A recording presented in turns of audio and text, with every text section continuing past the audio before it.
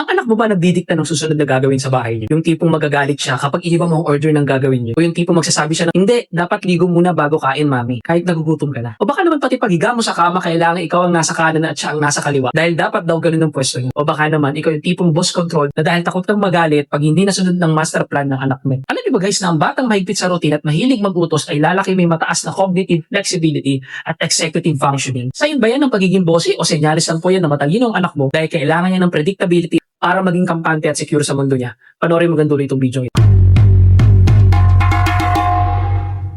New day, new parenting topic na naman po tayo, mommies and daddies. Welcome nga po pala guys sa day 59 ng serye natin. Ang topic natin for today, the little planner. Usapan naman natin guys yung bossy routine ng anak mo. Minsan nakaka-drain kapag feeling mo assistant ka lang ng anak mo sa dami ng rules niya. Pero sa totoo lang po, ang bata ay naghahanap ng sense of control sa mundo nilang puno ng bawal at hindi pa pwede. Para sa kanila po kasi, ang predictable na schedule ay parang anchor. Nagbibigay yan ng seguridad. Kapag sinunod nila ang order ng mga bagay, nag-e-exercise sila ng kanilang logical thinking. Hindi sila nagmamurunong guys. Sadya nag-e-experiment lang sila kung paano nga ba gumawa ng sistema sa bahay. Imbis na labanan po, i-guide natin sila para maging collaborator sila sa paggawa ng schedule. Ikaw mami at daddy, anong pinaka-weirdo, pinaka-strictong rule na pinatupad ng anak nyo sa bahay? Yung anak ko guys, bawal daw akong umupo sa sopa hanggat hindi niya inaayos ang mga unan para ako may boss na sobrang stricto. Comment nyo naman ang inyong little planner stories para malaman natin kung sino ang tunay na boss sa bahay. Ito guys, ang mga tips natin para hindi tayo lagi sunod-sunuran sa anak. Una, the visual schedule. Gumawa po tayo ng listahan guys. Pwedeng drawing ng mga gagawin sa umaga. Kapag nakita nila yan, mas madali nilang matatanggap ang susunod na step. Pangalawa guys,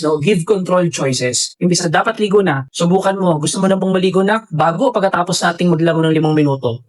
Dito po kasi sila ang pumipili pero ikaw pa rin ang may control. Pangatlo guys, validate, don't argue. Sabihin mo, gets ko na gusto mo nang maligo na pero kailangan muna natin kumain para may energy tayo sa laro. Pinapakinggan mo sila pero may rason ka pa rin. Kaya sa uli guys, ang pagiging little planner ng anak mo ay training ground para sa abilidad nila na mag-organize ang sarili nilang buhay paglaki. Mapapaisip ka na lang talaga.